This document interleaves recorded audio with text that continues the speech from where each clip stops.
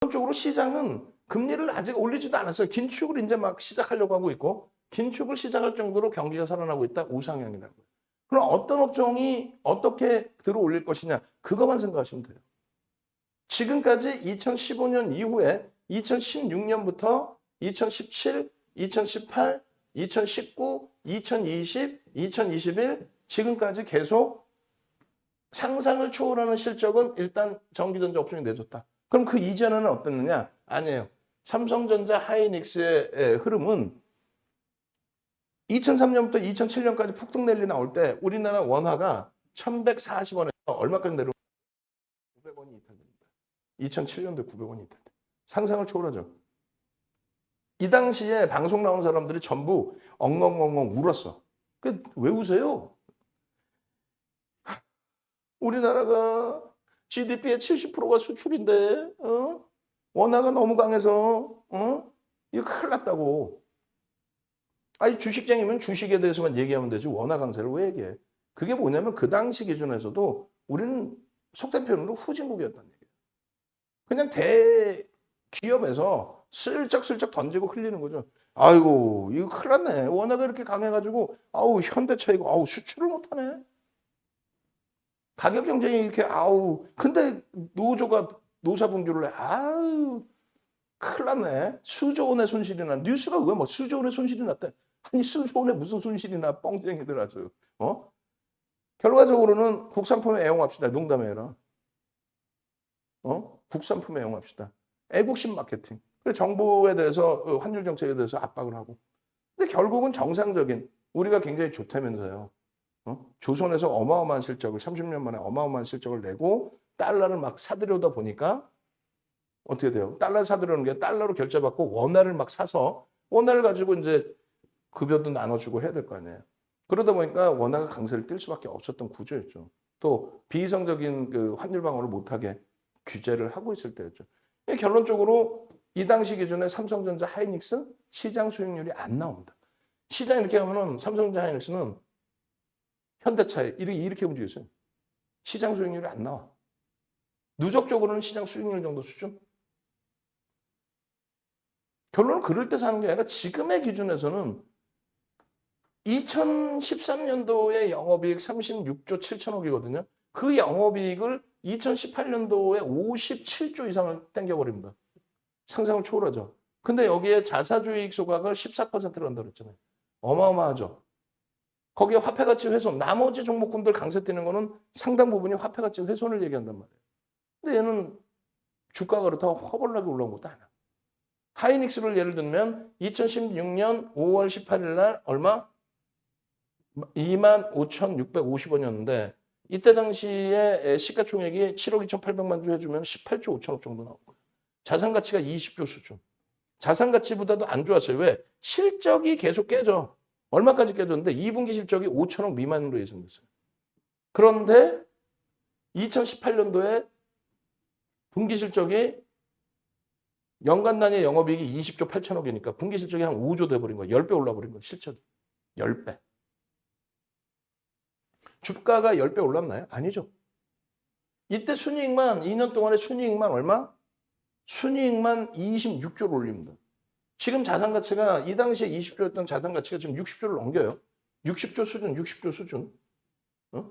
그렇게 되면서 65조까지 내려왔을 때 PER이 그래서 1.1배라고, PBR이 1.1배라고 얘기를 했던 겁니다. 그러니까 그런 내용을 알고 대처를 해야 돼요. 주식시장에서 메타버스가요, 블록체인이요. 이렇게만 해서는 안 돼. 여러분들 계좌 순식간에 펄해지는 거는 순식간이에요. 결론적으로 이러한 실적을 바탕으로 해서 움직임을 가져가니까 큰 그림에서는 결과적으로는 중간중간에 어려운 부분도 많았겠지만 큰 그림에서는 결과적으로는 여러분들 계좌를 잡아내주고 수익을 내주는 건 얘네들 뿐이 없어요. 그러니까 1년, 2년, 3년, 5년, 10년, 15년, 20년 되신 고객분들도 계속 같이 가시는 거예요. 계속 나가죠. 문자가 보시면은 이제 예전 거는 그냥 이렇게 단문으로만 올려놔라 했어요. 이거 다 지금 문자 별도로 낱장으로 이렇게 다 뿌려드리세요. 한 번씩 보시라고. 10월 6일부터 15일까지요. 95,700원, 91,200원, 92,400원, 94,000원, 96,300원 계속 편입해요. 물론 고점 물량들도 있죠. 어떻게 할까요? 했을 때 당연히 뭐 기술적으로 잘라내고 재편입의 기준도 설정할 수 있죠. 근데 항상 말씀드렸다시피 주력의 기준이라는 것은 잘라내지 않는다. 시장 대비해서 월등한 종목의 기준을 설정해서 포함해 놓는다. 나머지 이슈 때문에 움직이는 변동성 종목은 아쉽더라도 잘라내고 제공량의 기준을 명확하게 기술적으로 잡는다. 이쪽 주력의 경우는 펀더멘탈의 기준을 설정을 한다. 거기에 플러스 수급의 기준을 본다. 그 수급 범위가 삼성전자 하이닉스는 뭐 사실상 안 봐도 그만이죠. 왜? 유통 물량 자체가 없어서 개인에게 뭐 5천억을 던졌느니 뭐 이번에 외국인이 1조를 샀느니 1조 사봐야 퍼센테이지가 얼마나 돼? 의미 없어요. 결론적으로는요. 그래서 이러한 가격대에서 계속 편입의 기준을 설정을 해드리고 그 기준이 결실로 나올 수 있는 범위가 돼야 돼요. 아직까지도 매수엔 드려요. 오늘도 드려요. 근데 여러분들도 하이닉스 삼성전자 좋은 건 알겠는데 손이 안 나가죠. 편입을 해야 되는데 손이 안 나가. 왜? 내가 지금 손실이 많아서 나는 다른 쪽에서 어떻게 한 방에 만회를 해보고 싶어. 8천억짜리 8조까지 올라온 위메이드에서 한번 만회를 하고 싶어. 그럼 윤정도랑 꾸준하게 같이 있든가. 그래서 SK바이오사이언스 8월 2일부터 8월 17일까지 그냥 폭등 랠리 나오면서 단기간에 더블 나서 25조까지 올라가는 이 수익을 보름 만에 앞으로 이런 종목이 안 나오겠어요? 나오겠죠. 그럼 내 계좌에 주력주 수익 딱 잡아놓고 그러고 나서 어떤 종목에 들어갔는데 이게 실패가 됐어. 그럼 주력주에서 손실 커버 일부 해놓고 그리고 이쪽에서 SK바이오사이언스처럼 위메이드처럼 성공이 됐어. 그러면 주력주의 수익금의 일정 범위를 가지고 들어가는 거기 때문에 마음도 편하고 수익률도 극대화되는 겁니다. 실질적인 계좌 수익은 누가 내줘요? 결국은 계좌 수익은 얘가 내줘요. 지난해 아무리 뭐가 움직이고 했다 해도 우리가 지난해 연초의 기준, 그러니까 19년도 12월 기준의 포트폴리오 기준을 IT 그리고 한진칼, 이 18년부터 한진칼을 잡아왔거든요. 그리고 네이버였어요. 이렇게 해서 딱 비중을 채웠고 IT, 하이닉스, 삼성전자 전량 차익 실현 1월, 2월에 1월 달, 2월 달 1월 달이죠. 1월 초에 다 했죠. 그리고 나서 이제 삼성전기 그리고 한진칼에서 뭐 어마어마한 수익을 내다 보니 나머지 카바 그 다음에 코로나19 터지고 나서 네이버에 허벌난 어마어마한 시세 그러고 나서 한진칼은 뭐 여전히 기준이 잡혔었고요. 변동성이. 그다음 네이버 같은 경우 어떻게 돼요? 저걸 전량 정리해서 삼성바이오로직스. 그 삼성바이오로직스 한 달 만에 60% 수익을 내고 그 무거운 삼성바이오로직스에서 5월에서부터 6월까지 60% 수익 내고 7월에 뭘 들어가요? 시즌.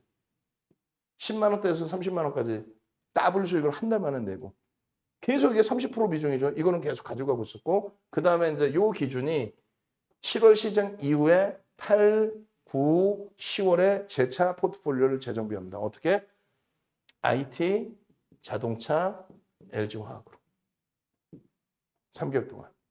밋밋했죠? 근데 결국 어떻게 돼요? 11월, 12월, 1월 달에 이 세 개 업종이 75에서 120% 올라오고 계좌 수익 75%.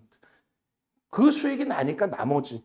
그 당시 기준에 HM에만 안 들어갔네. HM에 5,000원대죠. 5,000원대는 이제 비중 10% 수준에서.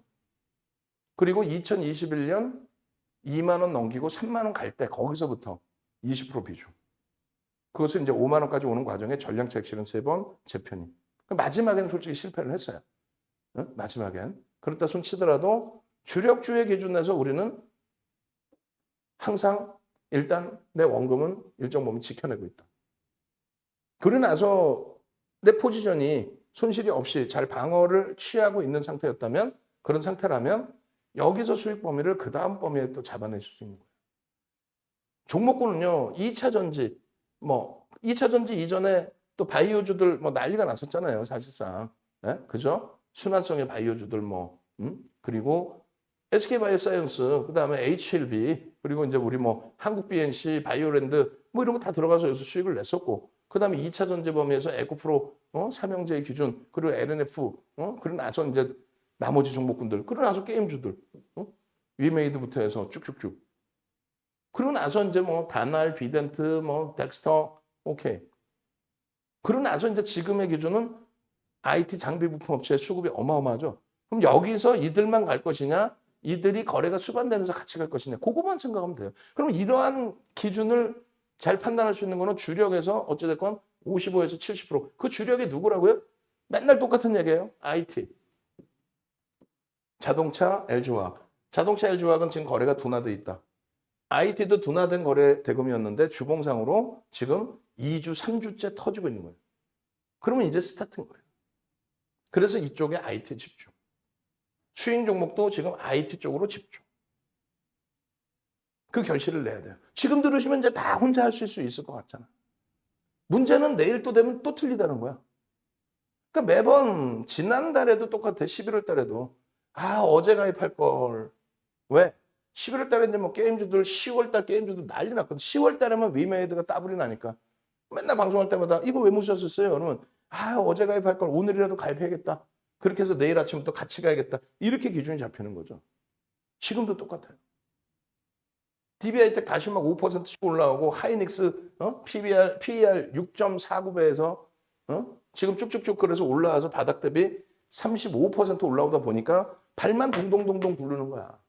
이제 스타트인지를 모르고 발만 동동동동. 아, 제가요 그 10만 원에 샀다가 11만 원에 팔았는데 아, 이거 더 갈까 또 사야 되나? 이러시든가. 아니면 아, 제가 그 14만 원에 샀다 손절했는데 아, 지금 또 들어가기가 그런데 그럼 막연하게 하는 거잖아, 매매를. 그렇게 하면 안 된다. 결론은 막연하게 매매를 하지 마시고, 물론 뭐 저도 많이 혼나요, 우리 VVIP 회원님들께. 왜? 저한테 이제 기준적으로 매매를 배우시고 매매를 하시는 분들이 아니 이렇게 거래대금 터질 때 들어가라면 되지 않니? 라는 의견들을 주세요. 그렇죠. 박수 쳐드립니다. 농담하는 게 아니라 박수를 쳐드리고 이렇게 거래대금 터질 때 들어가시는 거 맞습니다. 맞습니다. 근데 그것을 이제 깨우따르시고 깨우치시는 순간은 독립해서 스스로 매매를 하시면 됩니다. 또 내가 그렇게 생각해서 내가 확고해지면. 근데 그 이전에는 지금 들으실 때는 이렇게 생각이 들지만 뒤돌아서면 내일 당장 여러분들 계좌에 C8원 종목분들 거래량 다 죽어 있는데도 못 빠져나오잖아요. 시젠 이번에 급등 나올 때도 얘기했잖아요. 7천억 거래되면 좋습니다. 다만 계속 움직이려면 7천억 1조가 계속 터져야 됩니다. 그러려면 오미크론에서 더 터져야 되는데 이건 좀 제한적이어 보입니다. 결국 거래대금 둔화되고 밀려 깨져 내려가죠. EDGC, 랩치노믹스, 수젠텍이 예전만큼 5천억 1조씩 거래대금 터지지를 못하죠. 근데 왜 거래대금 안 나오는데 소형주의 기준에서 소형주, 중형주, 테마주의 기준에서 거래대금이 안 나오는데 왜 계속 들고 있냐고요. 얘도 똑같아요. 소형주, 중형주, 대형주가 다 똑같습니다. 그래서 뭐 예를 들면은 조선주나 철강도 보시면 똑같아. 그들 이외에 이제 화학 중에서 이제 뭐 화장품 최근에 반등 나왔는지 모르겠습니다만 전체 보시면 다 똑같아. 셀트리온 보시면 똑같아. 거래 없어요. 그래서 시가총액 3위에서 지금 10위 밑으로 깨져 내려가 있는 거예요. 60조에서부터 지금 30조가 안 돼, 시가총액이. 그렇게 깨져 있는 거. 50% 이상. 시가총액 3위였던 게. 근데 그 종목 보면은 거래 대금이 없어. 이거 어떻게 할까요? 다 필요 없어요. 거래 대금이 없어. 그럼 못 보는 거예요. 소형주, 중형주, 대형주. 근데 왜 얘는 우기고 가져가느냐? 예를 든다면. 엊그저께 이거 갖고도 혼났어요, 또. LG화학을 왜 잘라내고 밑에서 잡아주지, 이렇게. 근데 LG화학의 변동성이 어때요? 제한적이에요. 이번에 17% 밀렸거든요. 고점 대비. 아무 이유도 없이. 뭐 2위야 명분이야 갖다 붙이면 갖다 붙이는데 마이너스 17% 고점 11월 대비. 그런데 0.7% 물량 넘기고 52만 주 넘기고 17% 밀렸어. 거래도 없이. 질질질질. 그럼 추세 깨졌으니까 여기 팔고 거래 터지면 여기서 들어가고 뭐 그래도 상관없습니다. 그 매매가 이제 원활하신 분들은. 그렇지 못한 분들은 포트폴리오는 건들지 말자는 얘기예요. 포트폴리오.